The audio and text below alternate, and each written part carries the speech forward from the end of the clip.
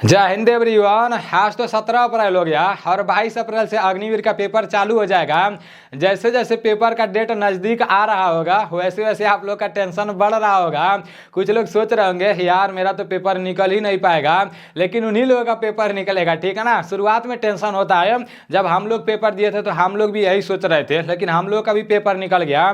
तो मेरे भाई बस लगातार पढ़ते रहो, ज़्यादा टेंशन लेने का ज़रूरत नहीं है। प्रीवियस ईयर में मतलब पिछले साल जो प्रश्न आर्मी के पेपर में पूछे गए थे ना, वो प्रश्न आप लोगों को पढ़ते रहना है। और देखो यार, अभी सिर्फ अग्निवीर जीडी का एडमिट कार्ड निकला है।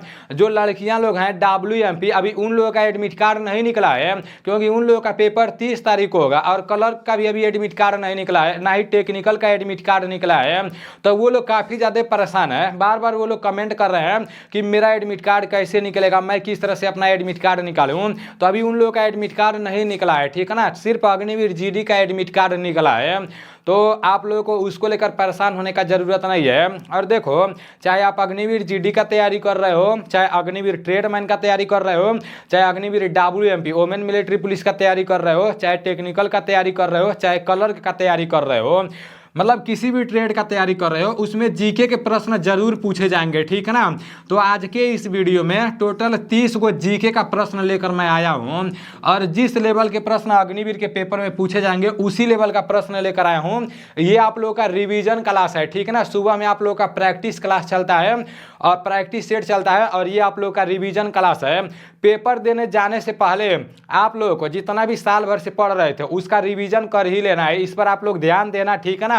और अगर अभी तक आप मेरे एप्लीकेशन को डाउनलोड नहीं किए हो और आपको पुराना वाला प्रश्न चाहिए जीके जीएस जो 2023 में पूछा गया था, तो फटाक से प्ले स्टोर पर जाओ, नीलेश डिफेंस कैरियर लिखकर सर्च मारो, वहां पर मेरा एप्लीकेशन आ जाएगा। मेरे एप्लीकेशन में जो पिछले साल जितना भी जीके जीएस का प्रश्न पूछा गया था ना, तो उसका पूरा प्रश्न आप लोगों को मिल जाएगा। उसका कोई भी चार्ज नहीं है, ठीक है ना। टोटल 500 के आसपास में जीके जीएस का प्रश्न आप लोगों को देखने को मिल जाएगा। और अगर आपको मॉक टेस्ट लगाना है तो आप सिर्फ 49 रुपया मेरे एप्लीकेशन में पे करोगे, परचेज करोगे ना, तो आपको पूरे 30 मॉक टेस्ट देखने को मिलेंगे। और ये जो मॉक टेस्ट देखने को मिलेंगे ना, ये अगले साल जिस टाइप के प्रश्न अग्निवीर के पेपर में पूछे गए थे उसी टाइप के पूरे प्रश्न इसमें डाले गए हैं, ठीक है ना। और अगर आपको जीके जीएस चाहिए पेड वाला, तो इसका भी प्राइस सिर्फ 49 रुपया है। 49 रुपया में आपको 2000 इंपॉर्टेंट जीके जीएस के प्रश्न देखने को मिल जाएंगे, 300 स्पेशल जीएस के प्रश्न देखने को मिल जाएंगे, फिर टॉपिक वाइज पूरे जीके के प्रश्न देखने को मिल जाएंगे, फिर टॉपिक वाइज पूरे जीएस के प्रश्न देखने को मिल जाएंगे, ठीक है ना। इन सब के अलावा जितने लोग मेरे एप्लीकेशन में 49 रुपया पहले से 99 रुपया जो लोग परचेज किए हैं या अभी 49 रुपया परचेज किए हैं, तो उन लोगों के लिए करंट अफेयर्स का मैं काफ़ी सारा प्रश्न डाला हूं। और करंट अफेयर्स वाला PDF भी आप लोग डाउनलोड कर सकते हो, तो उसको आप लोग देख लेना, ठीक है ना। अब चलते हैं अपने प्रश्नों के तरफ। आपका पूरा 30 प्रश्न रहने वाला है जीके, और एकदम धुआं धुआं कर देंगे, ठीक है ना। एक भी प्रश्न गलत नहीं होना चाहिए, क्योंकि पूरा मैं पढ़ा चुका हूँ, रिवीजन करा रहा हूँ। मेरा मकसद सिर्फ एक ही रहता है कि मैं जितना भी बताऊं उतना आप लोगों को याद हो जाए, ठीक है ना। पहला प्रश्न है कि संयुक्त राष्ट्र संघ के कितने भाषाओं को मान्यता दी गई है? 15, 5, 6 और 4 है। तो इसका राइट आंसर क्या हो जाएगा? संयुक्त राष्ट्र संघ के कितने भाषाओं को मान्यता दी गई है? तो 6 इसका राइट आंसर हो जाएगा, ठीक है ना। यहाँ से और किस टाइप के प्रश्न पूछे जा सकते हैं? ये जो आपका संयुक्त राष्ट्र संघ है ना, इसके बारे में आप लोगों को पता होना चाहिए। जो संयुक्त राष्ट्र संघ है ना, पूछ देगा कि संयुक्त राष्ट्र संघ में वर्तमान में कितने देश हैं, तो ये आप लोगों को पता होना चाहिए, ठीक है ना। वर्तमान में आपका टोटल 193 देश हैं, ठीक है ना। ये आप लोगों को पता होना चाहिए। पूछ देगा संयुक्त राष्ट्र संघ का मुख्यालय कहां पर है? संयुक्त राष्ट्र संघ का मुख्यालय पूछ देगा, ठीक है ना। तो संयुक्त राष्ट्र संघ का मुख्यालय न्यूयॉर्क में है, ये भी आप लोगों को पता होना चाहिए। संयुक्त राष्ट्र संघ का मुख्यालय कहां पर है? तो संयुक्त राष्ट्र संघ का मुख्यालय न्यूयॉर्क में है। और क्या पूछा जा सकता है?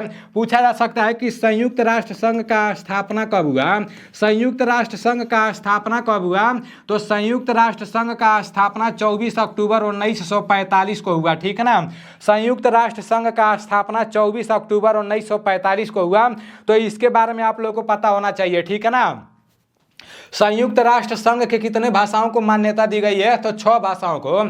संयुक्त राष्ट्र संघ में वर्तमान में कुल कितने सदस्य देश हैं? तो वो आपका 193 हो जाएगा। संयुक्त राष्ट्र संघ का मुख्यालय आपका न्यूयॉर्क हो जाएगा।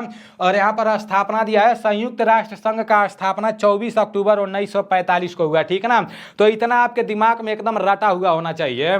आपका नेक्स्ट प्रश्न यहाँ पर है कि दिलवाड़ा का प्रसिद्ध जैन मंदिर कहाँ पर स्थित है। दिलवाड़ा का प्रसिद्ध जैन मंदिर कहाँ पर स्थित है, आप सभी लोगों को क्लियर पता होना चाहिए। असम, राजस्थान, उत्तराखंड और उड़ीसा।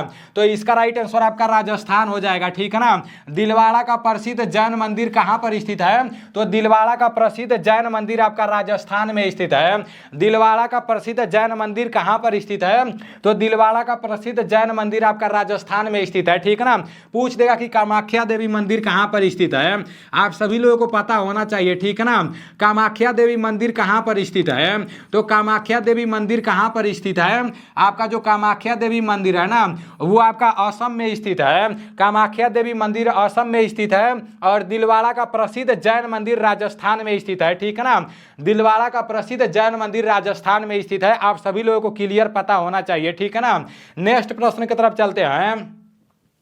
आपका नेक्स्ट प्रश्न दिया है कि दक्षिण का ब्रिटेन किसे कहा जाता है, न्यूजीलैंड, स्पेन, ग्रीनलैंड और साउथ अफ्रीका। तो दक्षिण का ब्रिटेन किसे कहा जाता है, आप सभी लोगों को पता होना चाहिए। आपका जो दक्षिण का ब्रिटेन है ना वो न्यूजीलैंड को कहा जाता है। दक्षिण का ब्रिटेन किसे कहा जाता है, तो दक्षिण का ब्रिटेन न्यूजीलैंड को कहा जाता है, आप सभी लोगों को पता होना चाहिए। ठीक है ना, दक्षिण का ब्रिटेन न्यूजीलैंड को कहा जाता है। आपका नेक्स्ट प्रश्न यहाँ पर दिया है कि बांग्लादेश में किस नदी को पद्मा नाम से जाना जाता है, तो बताओ मेरे शेरों, बांग्लादेश में किस नदी को पद्मा नदी के नाम से जाना जाता है, लिम्पोपो, गंगा नदी, अमेजन नदी और नील नदी। तो ये जो बांग्लादेश है ना, बांग्लादेश में किस नदी को पद्मा नाम से जाना जाता है, तो बांग्लादेश में गंगा नदी को पद्मा नाम से जाना जाता है। ठीक है ना, बांग्लादेश में गंगा नदी को पद्मा नाम से जाना जाता है। और पूछते हैं कि मकर रेखा को 2 बार काटने वाली नदी कौन सी है, तो मकर रेखा को 2 बार काटने वाली नदी कौन सी है, आप सभी लोगों को पता होना चाहिए। ठीक है ना, मकर रेखा को 2 बार काटने वाली नदी कौन सी है, 2 बार काटने वाली नदी कौन सी है, तो ये आपका लिम्पोपो हो जाएगा। ठीक है ना, ये आप लोगों को क्लियर पता होना चाहिए, अपने दिमाग में बैठा लो। आपका नेक्स्ट प्रश्न यहां पर दिया है कि उत्तराखंड के राज्यपाल का नाम क्या है, गुरमीत सिंह, आचार्य देवव्रत, कलराज मिश्र और आनंदीबेन पटेल।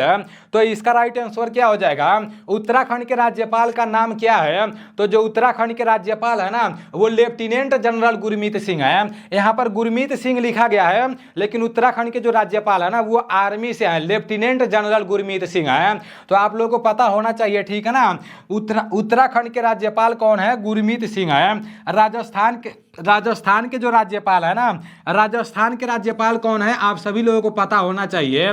राजस्थान के राज्यपाल कलराज मिश्र हैं। और यूपी उत्तर प्रदेश के राज्यपाल कौन है, तो उत्तर प्रदेश के राज्यपाल आपका आनंदीबेन पटेल है। ठीक है ना, उत्तर प्रदेश के राज्यपाल आपका आनंदीबेन पटेल है। आपका नेक्स्ट प्रश्न यहाँ पर दिया है कि हड़प्पा की सभ्यता की खोज सर्वप्रथम किसने की, तो हड़प्पा की सभ्यता की खोज सर्वप्रथम किसने की, ये आपका रिवीजन क्लास चल रहा है, रिवीजन क्लास में एक भी गलत नहीं होना चाहिए। ठीक है ना, क्योंकि पुराना मैं पहले पढ़ा चुका हूं, बस रिवाइज करा रहा हूं ताकि आप लोग भूलो नहीं, सारी चीजों को अपने दिमाग में सेट रखो। ठीक है ना, इसलिए 30 में से 30 सही होना चाहिए, क्योंकि काफी सारे लोग एनडीसी का जो लोग डीपीयूपी लगाए हुए हैं, नीलेश डिफेंस कैरियर का अपने यूट्यूब का लोगो लगाए हुए हैं ना, तो मेरे भाई वो लोग बहुत तन मन धन से पढ़ाई कर रहे हैं, तो गलती नहीं होना चाहिए। यहाँ पर हड़प्पा की सभ्यता की खोज सर्वप्रथम किसने की, दयाराम साहनी, हेरोडोटस, आरडी बनर्जी और नॉन ऑफ दीज है। तो इसका राइट आंसर क्या हो जाएगा, इसका राइट आंसर आपका दयाराम साहनी हो जाएगा। हड़प्पा की सभ्यता की खोज आपका दयाराम साहनी ने की। ठीक है ना, इतिहास का पिता किसे कहा जाता है, इतिहास का पिता किसे कहा जाता है, आप सभी लोगों को पता होना चाहिए। इतिहास के पिता किसे कहा जाता है, तो जो इतिहास के पिता है ना हेरोडोटस को इतिहास का पिता कहा जाता है, इतिहास का पिता हेरोडोटस को कहा जाता है। ठीक है ना, आपका नेक्स्ट प्रश्न यहाँ पर दिया है कि 1857 का विद्रोह कहाँ से प्रारंभ हुआ, 1857 का विद्रोह कहां से प्रारंभ होगा, आप सभी लोगों को पता होना चाहिए। कोल्हापुर से, बैरकपुर से, दिल्ली से और मेरठ से। तो ये जो 1857 का विद्रोह है ना ये मेरठ से प्रारंभ होगा। 1857 का विद्रोह कहां से प्रारंभ हुआ, 1857 का विद्रोह मेरठ से प्रारंभ हुआ। आपका नेक्स्ट प्रश्न दिया है कि भगत सिंह को फांसी की सजा सुनाने वाला न्यायाधीश कौन था? भगत सिंह को फांसी की सजा सुनाने वाला न्यायाधीश कौन था? जीसी हिल्टन, जीसी मिलानी और सी मूसर खान और जीसी मैसूर है। तो इसका राइट आंसर क्या हो जाएगा?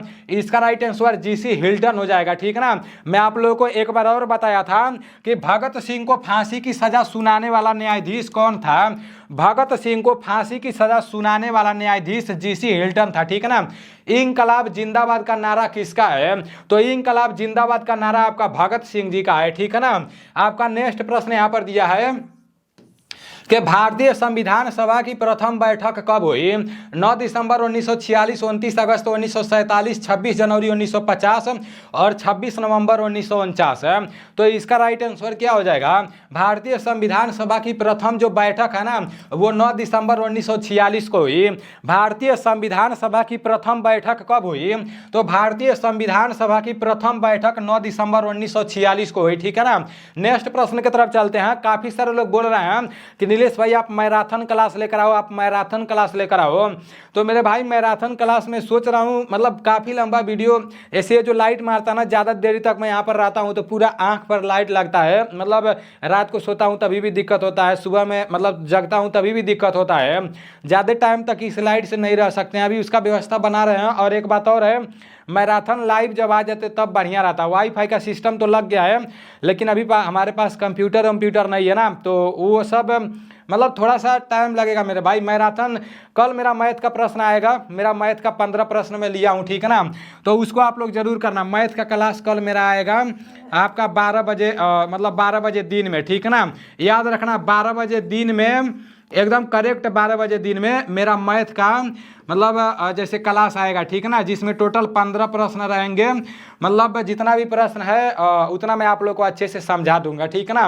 मैं सोचा था पूरा चैप्टर वाइज आप लोग को एक ही वीडियो में सारा चैप्टर करा दूं, लेकिन टाइपिंग वाइपिंग करने में मैथ वाला थोड़ा सा प्रॉब्लम हो रहा है। यहाँ पर है कि राज्यसभा की बैठकों का सभापति कौन होता है? उपराष्ट्रपति, प्रधानमंत्री, राष्ट्रपति और नॉन ऑफ दीज है। तो इसका राइट आंसर क्या हो जाएगा? राज्यसभा की बैठकों का सभापति कौन होता है? राज्यसभा की बैठकों का सभापति जो होता है ना वो आपका उपराष्ट्रपति होता है। उपराष्ट्रपति बनने के लिए न्यूनतम आयु कितना होना चाहिए? एकदम रटा हुआ होना चाहिए। ठीक है ना, भूलना नहीं है। उपराष्ट्रपति बनने के लिए न्यूनतम आयु 35 वर्ष होना चाहिए। प्रधानमंत्री बनने के लिए न्यूनतम आयु 25 वर्ष होना चाहिए। राष्ट्रपति बनने के लिए भी न्यूनतम आयु 35 वर्ष होना चाहिए। ठीक है ना। ये सब हाईलाइटेड प्रश्न है, बार बार पूछा जाने वाला प्रश्न है, तो ये आप लोगों को भूलना नहीं है। आपका नेक्स्ट प्रश्न यहाँ पर दिया है कि 2023 में मेजर ध्यानचंद खेल रत्न पुरस्कार किसे मिला? 2023 में मेजर ध्यानचंद खेल रत्न पुरस्कार किसे मिला? आप सभी लोगों को क्लियर पता होना चाहिए। ठीक है ना। श्री चिराग चंद्र शेट्टी, श्री रंकी रेड्डी, सालिक साईराज और दोनों नॉन ऑफ दीज है। तो इसका राइट आंसर आपका दोनों हो जाएगा। ठीक है ना। ये जो दोनों लोग हैं श्री चिराग चंद्र शेट्टी और श्री रंकी रेड्डी सालिक साईराज को 2023 में मेजर ध्यानचंद खेल रत्न मिला। ठीक है ना। ये आप लोगों को क्लियर पता होना चाहिए। आपका नेक्स्ट प्रश्न यहाँ पर दिया है कि भारत के नए महान्यायवादी कौन है? मोस्ट इंपॉर्टेंट प्रश्न है। वर्तमान में कौन क्या है से रिलेटेड एक प्रश्न पूछा जाएगा, तो ये आप लोगों को क्लियर पता होना चाहिए। वर्तमान में नए महान्यायवादी कौन है? समीर बी कामत, आर वेंकटरमणी और doctor Manoj Soni, none of these है। तो इसका जो राइट आंसर है ना, इसका राइट आंसर आर वेंकटरमणी हो जाएगा। भारत के नए महान्यायवादी कौन है? तो वर्तमान में भारत के नए महान्यायवादी जो है ना वो आर वेंकटरमणी हैं। और यहाँ पर समीर भी कामत दिया है ना, पूछ देगा कि डीआरडीओ के नए अध्यक्ष कौन है? डीआरडीओ के नए अध्यक्ष कौन है आप सभी लोगों को पता होना चाहिए, जिसे बोला जाता है डिफेंस रिसर्च डेवलपमेंट ऑर्गेनाइजेशन, जहाँ पर गोला बारूद भर भर के बनता है ना, उसी को डीआरडीओ बोला जाता है। और इसका भर्ती भी निकलता है, डीआरडीओ का भर्ती भी निकलता है। अगर इन सब भर्तियों के बारे में आप लोगों को जानकारी चाहिए तो आप लोग मेरे टेलीग्राम चैनल से जुड़े रहना। ना मेरे व्हाट्सअप चैनल से जुड़े रहना, ठीक है ना। मेरा व्हाट्सअप चैनल एनडीसी के नाम से है और मेरा टेलीग्राम चैनल नीलेश डिफेंस का नीलेश ब्लॉग के नाम से है। तो डिस्क्रिप्शन में मैं अपने टेलीग्राम चैनल का लिंक दे दूंगा और व्हाट्सअप चैनल का लिंक दे दूंगा, जुड़ जाना। ऐसी जब ये भर्ती निकाली जाएगी तो मैं आप लोगों को बता दूंगा, ठीक है ना।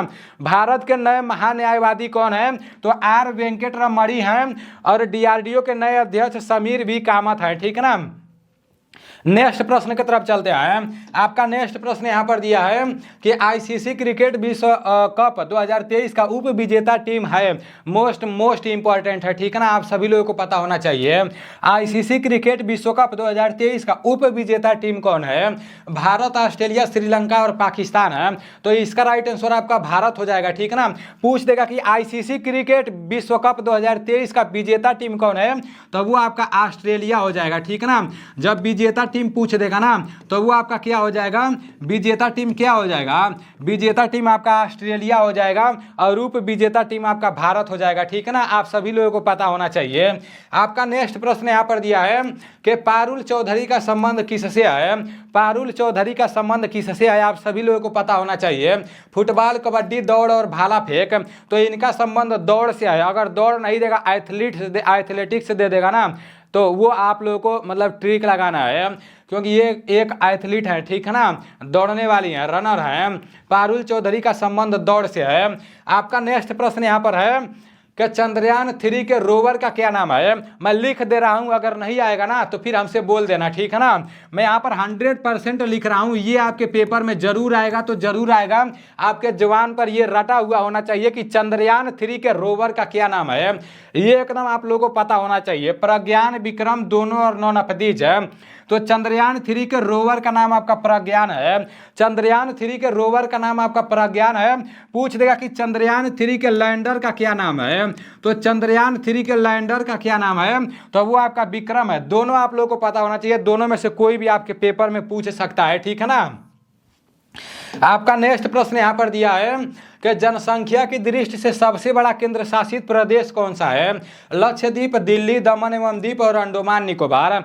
तो इसका राइट आंसर क्या हो जाएगा? जनसंख्या की दृष्टि से सबसे बड़ा केंद्र शासित प्रदेश कौन सा है, ये आप लोगों को क्लियर पता होना चाहिए। जनसंख्या की दृष्टि से पूछ रहा है तो गलती नहीं करना है, ठीक है ना। इसका राइट आंसर आपका दिल्ली हो जाएगा। जनसंख्या की दृष्टि से सबसे बड़ा केंद्र शासित प्रदेश जो है ना वो दिल्ली है। पूछ देगा कि जनसंख्या की दृष्टि से सबसे छोटा केंद्र शासित प्रदेश कौन सा है, तो सबसे छोटा केंद्र शासित प्रदेश कौन सा है, वो आपका लक्षद्वीप हो जाएगा, ठीक है ना। जनसंख्या की दृष्टि से सबसे छोटा केंद्र शासित प्रदेश लक्षद्वीप है, लेकिन याद रखना भले से लक्षद्वीप में जनसंख्या कम है। पूछ दिया कि 2011 की जनगणना के अनुसार सबसे अधिक साक्षरता वाला केंद्र शासित प्रदेश कौन सा है, तो वो लक्षद्वीप है। साक्षरता मतलब क्या हो जाएगा, मतलब सबसे अधिक पढ़ा लिखा वाला राज्य कौन सा है, तो वो लक्षद्वीप है। छोटा जनसंख्या वाला है लेकिन सबसे अधिक पढ़ा लिखा वाला राज्य है। आपका नेक्स्ट प्रश्न है कि राज्यपाल की नियुक्ति कौन करता है? प्रधानमंत्री, राष्ट्रपति, उपराष्ट्रपति और नौनफदीज है। तो इसका राइट आंसर क्या हो जाएगा? राज्यपाल की नियुक्ति कौन करता है? आप सभी लोगों को पता होना चाहिए। आपका जो राज्यपाल की नियुक्ति है ना ये कौन करता है? राज्यपाल की नियुक्ति आपका राष्ट्रपति करता है। राज्यपाल की नियुक्ति आपका राष्ट्रपति करता है। भारत का प्रथम नागरिक कौन होता है? भारत का प्रथम नागरिक कौन होता है? आप सभी लोगों को पता होना चाहिए, ठीक है ना। भारत का प्रथम नागरिक कौन होता है? तो भारत का प्रथम नागरिक जो होता है ना, भारत का प्रथम नागरिक कौन होता है, तो वो आपका राष्ट्रपति ही होता है। भारत का प्रथम नागरिक कौन होता है, तो भारत का प्रथम नागरिक आपका राष्ट्रपति होता है, ठीक है ना। भारत का प्रथम नागरिक आपका राष्ट्रपति होता है। और भारत का द्वितीय नागरिक आपका कौन होता है, वो आपका उपराष्ट्रपति होता है। आपका नेक्स्ट है कि G20 शिखर सम्मेलन 2023 की मेजबानी किस देश ने की? तो G20 शिखर सम्मेलन 2023 की मेजबानी किस देश ने की? ऑस्ट्रेलिया, जापान, भारत और UAE। तो इसका राइट आंसर आपका भारत हो जाएगा, ठीक है ना। G20 शिखर सम्मेलन 2023 की मेजबानी किस देश ने की? इसका राइट आंसर आपका भारत हो जाएगा। दिमाग में गूंजना चाहिए, ठीक है ना। करंट अफेयर्स का प्रश्न है। आपका नेक्स्ट प्रश्न है, आप लोग एक बात गौर से देखना, अगले साल मैं जिस तरह से क्लास कराया था इस साल उस तरह से क्लास नहीं करा रहा हूँ। पुराना प्रश्न बहुत कम ही आप लोगों के सामने आएगा, ज़्यादा से ज़्यादा मैं करंट अफेयर्स का ही लाता हूँ, क्योंकि मैं पेपर दिया हूँ, मुझे पता है कि किस टाइप के प्रश्न आपके पेपर में पूछे जाएंगे, ठीक है ना। और मेरा जो नीलेश डिफेंस कैरियर एप्लीकेशन है, जो लोग 49 रुपया पे किए हैं मेरे एप्लीकेशन में, उसमें जो प्रश्न दिया गया उसको पढ़ते रहें। अगर पढ़ोगे ना तो पक्का है आप लोग का पेपर निकल जाएगा, ठीक है ना, क्योंकि 6 महीने लगे हैं उसको बनाने में, ठीक है ना। आपका यहाँ पर है कि स्वतंत्र भारत की पहली जनगणना कब हुआ। स्वतंत्र भारत का यहाँ पर बोला जा रहा है कि स्वतंत्र भारत का जब अपना देश आज़ाद हुआ उसके बाद से सबसे पहली बार जनगणना कब हुआ। 1872, 1947 और 1951, 1945 है मेरे भाई। 1945 में तो अपना देश स्वतंत्र हुआ नहीं था, ये रहा कट। 1872 में भी नहीं हुआ था। इसका राइट आंसर आपका 1951 हो जाएगा, ठीक है ना। 1947 में तो अपना देश आज़ाद हुआ, तो स्वतंत्र भारत की पहली जनगणना 1951 में हुआ, ठीक है ना। और पूछ दिया कि सबसे पहली बार जनगणना का शुरुआत कब हुआ, तो जनगणना का शुरुआत कब हुआ आप सभी लोगों को पता होना चाहिए, ठीक है ना। आपका जो जनगणना का शुरुआत है वो कब हुआ, तो जनगणना का जो शुरुआत है ना वो आपका 1872 से हुआ, लॉर्ड मेयो के शासनकाल में। किसके शासनकाल में, लॉर्ड मेयो के शासनकाल में, ठीक है ना। ये आप लोगों को क्लियर पता होना चाहिए।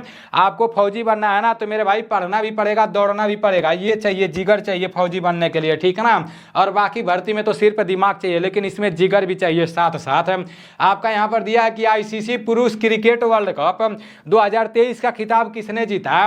ऑस्ट्रेलिया, भारत, जापान और श्रीलंका। तो इसका राइट आंसर क्या हो जाएगा, आईसीसी पुरुष क्रिकेट वर्ल्ड कप 2023 का जो खिताब है ना वो ऑस्ट्रेलिया ने जीता। अभी मैं आप लोगों को बताया हूं कि उप विजेता टीम कौन सा था और विजेता टीम कौन सा है, ठीक है ना। आपका नेक्स्ट प्रश्न है कि अमरकंटक पठार से कौन सी नदी निकलती है। गंगा, नर्मदा, यमुना और ब्रह्मपुत्र। तो अमरकंटक पठार से कौन सी नदी निकलती है, नर्मदा नदी निकलती है, ठीक है ना। अमरकंटक पठार से कौन सी नदी निकलती है, तो आपका नर्मदा नदी निकलती है। यहाँ पर गंगा दिया है तो पूछ देगा कि गंगा की सहायक नदी क्या है, तो गंगा की सहायक नदी आपका यमुना है, ठीक है ना। गंगा की सहायक नदी आपका यमुना है। और यमुना किस मतलब यमुना पर यमुना नदी के किनारे कौन सा शहर बसा हुआ है, तो वो आपका दिल्ली बसा हुआ है, जो भारत का राजधानी है, ठीक है ना। तो ये आप लोगों को पता होना चाहिए, यहाँ से ये प्रश्न पूछे जाते हैं। आपका नेक्स्ट प्रश्न की तरफ चलते हैं। नेक्स्ट प्रश्न है कि नौसेना दिवस कब मनाया जाता है। नौसेना के प्रमुख कौन है, नौसेना के प्रमुख कौन है, विवेक राम चौधरी नौसेना के प्रमुख हैं, ठीक। नहीं, आर हरि कुमार नौसेना के प्रमुख हैं, ठीक है ना। और वायुसेना के प्रमुख विवेक राम चौधरी हैं। वायुसेना के जो प्रमुख है ना वो आपका IAF में लिख दे रहा हूँ, जिसे बोलेंगे इंडियन एयरफोर्स। तो इसके जो प्रमुख है ना इंडियन एयरफोर्स के, तो वो आपका है विवेक राम चौधरी, ठीक है ना। ये आप लोग को पता होना चाहिए, विवेक राम चौधरी, ये आप लोग को क्लियर पता होना चाहिए, क्योंकि यहाँ से प्रश्न बनेंगे। विवेक राम चौधरी, ठीक है ना। विवेक राम चौधरी ये वायुसेना के प्रमुख हैं। और नौसेना के प्रमुख कौन है, नौसेना के प्रमुख भी आप लोगों को पता होना चाहिए, ठीक है ना। नौसेना के जो प्रमुख है ना आर हरि कुमार हैं। आर हरि कुमार नौसेना के प्रमुख हैं। आर हरि कुमार कौन है, नौसेना के प्रमुख हैं। और थल सेना के बारे में तो आप लोगों को पता ही होगा, मनोज पांडे जी हैं। यहाँ पर लिखा गया है क्या नौसेना दिवस कब मनाया जाता है, तो 4 दिसंबर को नौसेना दिवस मनाया जाता है। 4 दिसंबर को नौसेना दिवस मनाया जाता है। और 4 मार्च को राष्ट्रीय सुरक्षा दिवस मनाया जाता है, जो मैं आप लोग को एकदम रटवा चुका हूँ, ठीक है ना। नौसेना दिवस 4 दिसंबर को मनाया जाता है। तो वायुसेना दिवस कब मनाया जाता है मेरे भाई, 4 दिसंबर। देखो ये 4 है ना, तो 4 का दुगुना सीधे 8 कर दो, ठीक है ना। क्योंकि ये लोग पानी में रहते हैं, ये लोग हवा में रहते हैं, तो आप लोग हवा में रहने वाले ज़्यादा तो रहेंगे ही। तो 8 अक्टूबर को वायुसेना दिवस मनाया जाता है, ठीक है ना। वायुसेना दिवस कब मनाया जाता है, तो वायुसेना दिवस आपका 8 अक्टूबर को मनाया जाता है। और थल सेना दिवस जिसे आर्मी डे हम लोग बोलते हैं, क्या बोलते हैं हम लोग, आर्मी डे बोलते हैं, ठीक है ना। तो आर्मी डे कब मनाया जाता है, 15 जनवरी को मनाया जाता है। पूरा आप लोगों को क्लियर पता होना चाहिए, ठीक है ना। आपका नेक्स्ट प्रश्न दिया है कि पोलो में कितने खिलाड़ी होते हैं। ओहो, इसको क्यों आना चाहिए यार यहाँ पर? इसको तो हम लोग एकदम खतरनाक तरीके से पढ़े हुए हैं। पोलो में कितने खिलाड़ी होते हैं? मैं आप लोगों को कितना बार बताया हूँ कि पोलो में ऊपर वाला अंक काट दो, 1 2 3 4, 4 अक्षर है तो पोलो में 4 खिलाड़ी होते हैं, ठीक है ना। और यहीं पर आपका वाटर पोलो दे देगा, वाटर पोलो में कितने खिलाड़ी होते हैं? तो वाटर पोलो में आपके 7 खिलाड़ी होते हैं। वॉलीबॉल में कितने खिलाड़ी होते हैं? वॉलीबॉल में कितने खिलाड़ी होते हैं आप सभी लोगों को पता होना चाहिए। तो आपके वॉलीबॉल में 6 खिलाड़ी होते हैं। पूछ देगा कि हॉकी, क्या पूछ देगा? हॉकी पूछ देगा, या क्रिकेट पूछ देगा, क्रिकेट पूछ देगा, या फुटबॉल पूछ देगा। हॉकी, क्रिकेट और फुटबॉल में कितने खिलाड़ी होते हैं? तो 11 खिलाड़ी होते हैं, ठीक है ना। आपके दिमाग में एकदम गूंजना चाहिए। नेक्स्ट प्रश्न की तरफ चलते हैं। आपका नेक्स्ट प्रश्न है कि फ्लाइंग सिख के नाम से किसे जाना जाता है? मिल्खा सिंह, माइकल फिलिप्स दोनों और नॉन ऑफ दीज है। तो जो आपका फ्लाइंग सिख है ना, और फ्लाइंग सिख के नाम से किसे जाना जाता है? आप सभी लोगों को पता होना चाहिए। मिल्खा सिंह जी को फ्लाइंग सिख के नाम से जाना जाता है। मिल्खा सिंह जी के अंदर जो ताकत था ना मेरे भाई, मैं आप लोगों से क्या बताऊं, इनका कहानी आप लोग जाकर देखना, और एक जसवंत सिंह रावत का कहानी देखना, ठीक है ना। जो जसवंत सिंह रावत है ना, मैं उनका नाम लेता हूं तो मेरा जो खून है ना एकदम उबाल मारने लगता है। जब मैं ग्राउंड पर दौड़ने जाता था ना तो मतलब उनका स्टोरी एकदम देखा करता था। जब 1962 में चीन से लड़ाई हुआ था ना, तो मतलब जसवंत सिंह रावत अकेले, मतलब अभी तो 72 आवर्स फिल्म उनके ऊपर बना है, लेकिन अकेले समझो इतना ज़्यादा लड़ाई लड़े थे। और बताया जाता है कि 1000 के आसपास में चीनी सैनिकों को एकदम मतलब एकदम तबाह कर दिए थे। काफ़ी सारे सैनिकों को अकेले मार दिए थे, ठीक है ना। तो भाई मतलब ऐसे ऐसे लोग हैं। अभी आपके सामने अगर 10 लोग आ जाएंगे ना तो आपका हालत ख़राब हो जाएगा। लेकिन जो जिगर वाले रहते हैं, जो ऐसी कहानियों को सुनते रहते हैं ना मेरे भाई, मतलब उनके अंदर बहुत हिम्मत रहता है, क्योंकि वो जानते रहते हैं कि भाई इंसान ऐसा भी कर सकता है। जसवंत सिंह रावत मतलब अकेले कम से कम 600-700 लोगों को मार गिराए थे, अकेले बंदा, ठीक है। वैसे 1000 बोला जाता है, लेकिन 600-700 लोगों को। अब सोचो अकेला 600, अभी 100 बहुत ज़्यादा होता है। तो मेरे भाई जसवंत सिंह रावत का आप लोग एक बार कहानी सुन लेना, ठीक है ना। मिल्खा सिंह जी को फ्लाइंग सिख के नाम से जाना जाता है, और फ्लाइंग फिश के नाम से किसे जाना जाता है? फ्लाइंग फिश के नाम से किसे जाना जाता है? तो फ्लाइंग फिश के नाम से किसे जाना जाता है? आपका माइकल फिलिप्स को फ्लाइंग फिश के नाम से जाना जाता है, ठीक है ना। आपका नेक्स्ट प्रश्न यहाँ पर है कि भारतीय अंतरिक्ष अनुसंधान संगठन का मुख्यालय कहाँ पर है? भारतीय अंतरिक्ष अनुसंधान संगठन का मुख्यालय कहाँ पर है? बेंगलुरु, केरल, धनबाद और उड़ीसा। इसका राइट आंसर आपका बेंगलुरु हो जाएगा, ठीक है ना। इसे क्या बोला जाता है? इसे इसरो बोला जाता है। अगले बार पूछा गया था इसरो का फुल फॉर्म क्या होता है, ठीक है ना। तो इंडियन स्पेस रिसर्च ऑर्गेनाइजेशन इसका फुल फॉर्म होता है। इसका मुख्यालय कहाँ पर है? इसका मुख्यालय आपका बेंगलुरु में है, ठीक है ना। और इसका स्थापना कब हुआ? इसरो का स्थापना कब हुआ आप सभी लोगों को पता होना चाहिए। इसरो का जो स्थापना है ना वो आपका 15 अगस्त है। इसरो का स्थापना 15 अगस्त 1969 में हुआ था, ठीक है ना। 15 अगस्त 1969 में हुआ था इसरो का स्थापना, आप सभी लोगों को पता होना चाहिए। नेक्स्ट प्रश्न की तरफ चलते हैं। आपका नेक्स्ट प्रश्न है कि तमिलनाडु का राजधानी कहाँ पर है? बेंगलुरु, चेन्नई, हैदराबाद और तिरुवनंतपुरम। तो इसका राइट आंसर क्या हो जाएगा? जो तमिलनाडु है ना इसका राजधानी कहाँ पर है? तो तमिलनाडु का राजधानी आपका चेन्नई है, ठीक है ना। तमिलनाडु का राजधानी चेन्नई है। पूछ देगा कि कर्नाटक का राजधानी कहाँ पर है? तो कर्नाटक का राजधानी कहाँ पर है? कर्नाटक का राजधानी बेंगलुरु है। कर्नाटक का राजधानी आपका बेंगलुरु है, ठीक है ना। कर्नाटक का राजधानी कहाँ पर है? तो कर्नाटक का राजधानी बेंगलुरु है। नेक्स्ट प्रश्न की तरफ चलते हैं। आपका यहाँ नेक्स्ट प्रश्न दिया है कि त्रिपुरा के राज्यपाल कौन हैं? विष्णुदेव साय, श्री इंद्रसेन रेड्डी, विश्वभूषण हरिश्चंद्र और राजेंद्र विश्वनाथ है। तो इसका राइट आंसर क्या हो जाएगा? त्रिपुरा के जो राज्यपाल है ना वो कौन है? त्रिपुरा के जो राज्यपाल है ना वो श्री इंद्रसेन रेड्डी हैं। त्रिपुरा के राज्यपाल श्री इंद्रसेन रेड्डी हैं। नेक्स्ट प्रश्न की तरफ चलते हैं। छत्तीसगढ़ के राज्यपाल कौन हैं? तो छत्तीसगढ़ के राज्यपाल कौन है आप सभी लोगों को पता होना चाहिए, ठीक है ना। छत्तीसगढ़ के राज्यपाल कौन है? तो छत्तीसगढ़ के राज्यपाल विष्णुदेव साय हैं, ठीक है ना। छत्तीसगढ़ के राज्यपाल विष्णुदेव साय हैं, आप सभी लोगों को क्लियर पता होना चाहिए। आपका नेक्स्ट प्रश्न यहाँ पर दिया है कि यक्षगान किस राज्य का नृत्य है? केरल, कर्नाटक, तमिलनाडु और आंध्र प्रदेश। तो जो आपका यक्षगान है ना, वो कर्नाटक का राज्य नृत्य है, वो कर्नाटक राज्य का लोक नृत्य है, ठीक है ना। यक्षगान किस राज्य का लोक नृत्य है? तो कर्नाटक का लोक नृत्य है। याद रखना, कल 12 बजे आप लोगों का मैं 15 को मैथ का प्रश्न लेकर आऊँगा, तो वो क्लास आप लोगों को करना है। और शिवम सर कल आप लोगों का प्रैक्टिस सेट में तो एगो प्रैक्टिस सेट का मैथ का सॉल्यूशन कराएंगे ही कराएंगे, उसके साथ साथ 30 गो, मतलब वो जैसे कल उनका भी मैथ का प्रश्न आएगा पूरा, उसमें 30 प्रश्न रहेंगे, ठीक है ना। वो मेरे मॉक टेस्ट के ही रहेंगे, एप्लीकेशन के ही रहेंगे, नोटिफिकेशन देकर आप लोगों को बता दूंगा। यक्षगान किस राज्य का नृत्य है? कर्नाटक का है, ठीक है ना।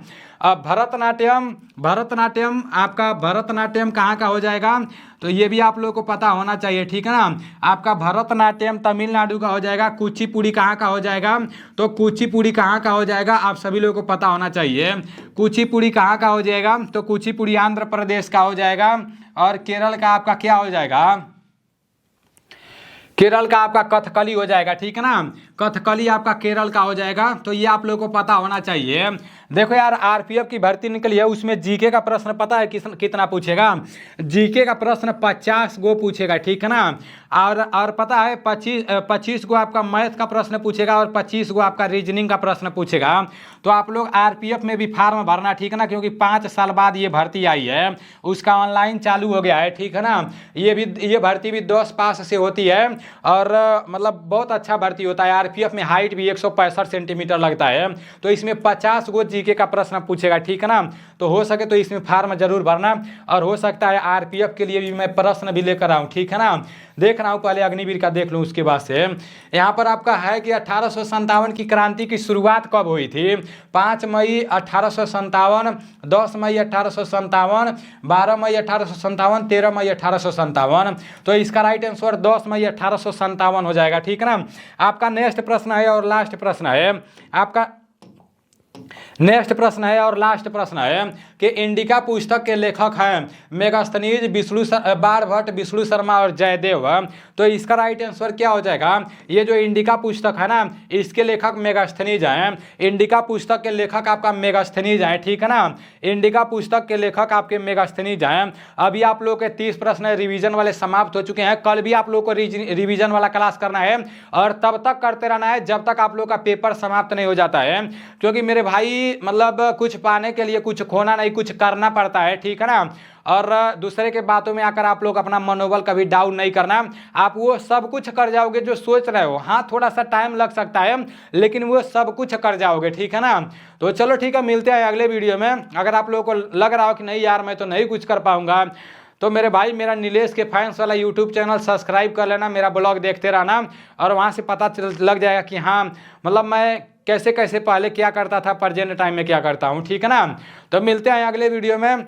जय हिंद, वंदे मातरम।